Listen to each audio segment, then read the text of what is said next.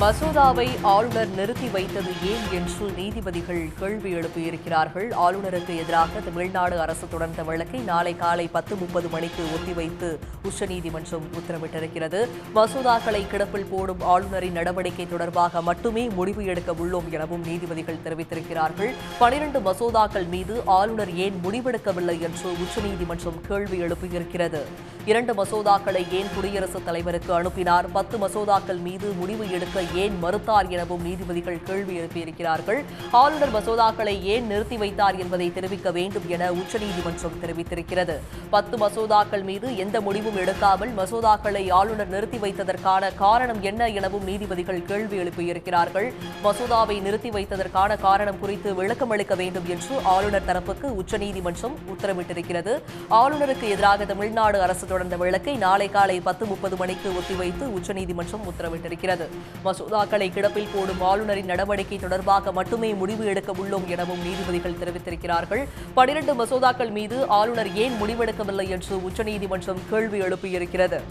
2 மசோதாக்களை ஏன் குடியரசுத் தலைவருக்கு அனுப்பினார், 10 மசோதாக்கள் மீது முடிவு எடுக்க ஏன் மறுத்தார் எனவும் நீதிபதிகள் கேள்வி எழுப்பியிருக்கிறார்கள். ஆளுநர் மசோதாக்களை ஏன் நிறுத்தி வைத்தார் என்பதை தெரிவிக்க வேண்டும் என உச்சநீதிமன்றம் உத்தரவிட்டிருக்கிறது. 10 மசோதாக்கள் மீது எந்த முடிவு எடுக்காமல் மசோதாக்களை ஆளுநர் நிறுத்தி வைத்ததற்கான காரணம் என்ன எனவும் நீதிபதிகள் கேள்வி எழுப்பியிருக்கிறார்கள். மசோதாவை நிறுத்தி வைத்ததற்கான காரணம் குறித்து விளக்கம் அளிக்க வேண்டும் என்று ஆளுநர் தரப்புக்கு உச்சநீதிமன்றம் உத்தரவு பிறப்பித்து வழக்கை நாளை காலை 10:30 மணிக்கு ஒத்திவைத்திருக்கிறது.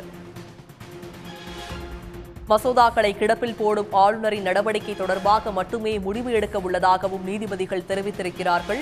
12 மசோதாக்கள் மீது ஆளுநர் ஏன் முடிவு எடுக்கவில்லை என்று உச்சநீதிமன்றம் கேள்வி எழுப்பியிருக்கிறது. 2 மசோதாக்களை ஏன் குடியரசுத் தலைவருக்கு அனுப்பினார், 10 மசோதாக்கள் மீது முடிவு எடுக்க ஏன் மறுத்தார் எனவும் நீதிபதிகள் கேள்வி எழுப்பியிருக்கிறார்கள். ஆளுநர் மசோதாக்களை ஏன் நிறுத்தி வைத்தார் என்பதை தெரிவிக்க வேண்டும் என்று உச்சநீதிமன்றம் தெரிவித்திருக்கிறது.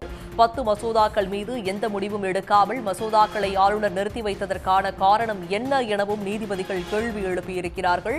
மசோதாவை நிறுத்தி வைத்ததற்கான காரணம் குறித்து விளக்கம் அளிக்க வேண்டும் என்று ஆளுநர் தரப்புக்கு உச்சநீதிமன்றம் உத்தரவிட்டு வழக்கை நாளை காலை 10:30 மணிக்கு ஒத்திவைத்தது. இது பற்றிய கருத்துக்களை பகிர்ந்து கொள்வதற்காக நம்மோடு இணைகிறார் பத்திரிகையாளர் அரவிந்த் குணசேகரன். சார் வணக்கம். 12 மசோதாக்கள் மீது ஆளுநர் ஏன் முடிவு எடுக்கவில்லை என்று உச்சநீதிமன்றம் கேள்வி எழுப்பி தற்போது இந்த வழக்கை நாளை காலை 10:30 மணிக்கு ஒத்திவைத்திருக்கிறது. 2 மசோதாக்களை ஏன் குடியரசுத் தலைவருக்கு அனுப்பினார், 10 மசோதாக்கள் மீது ஏன் முடிவு எடுக்க மறுத்தார் போன்ற கேள்விகளையும் உச்சநீதிமன்றம் எழுப்பியிருக்கிறது. இது பற்றிய உங்களுடைய பார்வை என்ன? இன்றைய தினம் உச்சநீதிமன்றமானது தமிழக ஆளுநர் ரவியின் நடவடிக்கை மீது சரமாரியான பல்வேறு கேள்விகளை எழுப்பியிருக்கிறது. குறிப்பாக தமிழக ஆளுநர் சார்பில் ஆஜரான மத்திய அரசின் தலைமை வழக்கறிஞர் அட்டர்னி ஜெனரல் ஆஃப் இந்தியா தமிழக ஆளுநர் மசோதாவு மீதான அந்த அசன்ட் ஒப்புதலை தான் நிறுத்தி வைத்தாரே தவிர அந்த மசோதாவை தமிழக அரசுக்கு திருப்பி அனுப்பவில்லை.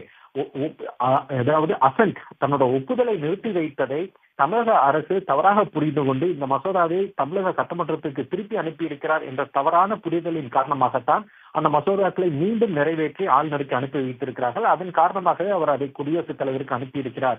எனவே தமிழக அரசின் புரிதல் தவறானது என்ற வாதத்தை முன்வைத்தார். அதனை ஏற்றுக்கொள்ள உச்சநீதிமன்றம் மறுத்துவிட்டது.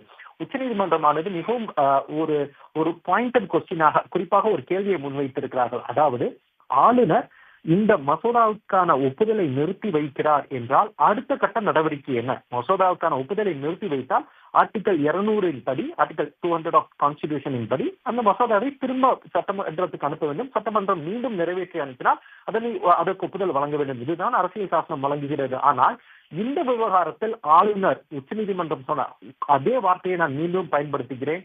In this case, governor seems to have adopted his own procedures. அதாவது அரசியல் சாசனத்தில் குறிப்பிட்டுள்ள நடைமுறையை தவிர்த்து ஆளுநர் தனக்கென தன்னுடைய ஒரு நடைமுறையை பின்பற்றி இந்த விவகாரத்தில் நடந்திருக்கிறார் என்ற ஒரு கடுமையான ஒரு கருத்தை தான் உச்சநீதிமன்றம் தெரிவித்திருக்கிறது. அதே போல மிகவும் முக்கியமாக ஆளுநர் இந்த மசோதாவுக்கான ஒப்புதலை ஏன் நிறுத்தி வைத்தார், அதற்கான எந்த காரணத்தை கொண்டு எதன் அடிப்படையில் இந்த மசோதாக்கான ஒப்புதலை அவர் நிறுத்தி வைத்தார், அதற்கான ஆவணங்களை நாளைய தினம் உச்சநீதிமன்றத்தில் சமர்ப்பியுங்கள் என்ற கருத்தையும் உச்சநீதிமன்றம் தெரிவித்திருக்கிறார்கள். ஆனால் ஆளுநர் சார்பில் ஆஜரான மூத்த வழக்கறிஞரும் மத்திய அரசின் தலைமை வழக்கறிஞருமான அட்டர்னி ஜெனரல் ஆஃப் இந்தியா இது போன்ற வழக்குகளில் ஆளுநர் தன்னுடைய கருத்தை அபிடவிட்டை தாக்கல் செய்ய முடியுமா என்பதனை நான் ஆய்வு செய்து நாளைய தினம் பதிலாக கூறுகிறேன் என்று கூறியிருக்கிறார். அதே போல உச்சநீதிமன்றம் ஒரு முக்கியமான கருத்தையும் தெரிவித்திருக்கிறார்கள். கடந்த ஆண்டு 7 நவம்பர் அன்று இதே போன்ற வழக்கில் பஞ்சாப் மாநில அரசு அந்த ஆளுநருக்கு எதிராக தொடரப்பட்ட வழக்கில் உச்சநீதிமன்றம் மிகவும் தெளிவான ஒரு தீர்ப்பை வழங்கியிருக்கிறார்கள். அந்த தீர்ப்பு நவம்பர் 7ஆம் தேதி வழங்கப்பட்டிருக்கிறது. ஆனால் உங்களுடைய ஆளுநர் நவம்பர் 10ஆம் தேதி இந்த மசோதாவுக்கான ஒப்புதலை வழங்காமல் நிறுத்தி வைத்திருக்கிறார். எனவே ஆளுநர் உச்சநீதிமன்ற தீர்ப்பையும் படிக்கவில்லையோ என்று எங்களுக்கு தோன்றுகிறது என்ற கருத்தையும் உச்சநீதிமன்றம் தெரிவித்திருக்கிறார்கள். எனவே ஒரு சரமாரியான கேள்விகளுக்கு மத்தியில் இந்த வழக்கின் விசாரணை நாளை தினம் ஒத்திவைக்கப்பட்டிருப்பதால் ஆளுநர் நாளை தினம் என்ன பதில் அளிக்கிறார் என்பதை தான் பொறுத்திருந்து பார்க்க வேண்டும். ஆனால் நான் இந்த வழக்கை உன்னிப்பாக கவனித்து வரும் பல பேர் கூறும் கருத்து என்னவென்றால், தற்போது வரை அரசியல் சாசனத்திற்கும் இந்தியாவோட கான்ஸ்டிடியூஷன் இது போல மத்திய மாநில அரசின் அந்த உறவுகளுக்கு தொடர்பாக எஸ்ஆர் பொம்மை வழக்கு தீர்ப்பு தான் பல்வேறு ஆண்டுகளாக தொடர்ந்து உச்சநீதிமன்றத்தால் வழங்கப்பட்ட அந்த தீர்ப்பு தான் பல்வேறு வழக்குகளில் ஒரு பவுண்டேஷனாக இருந்து வருகிறது.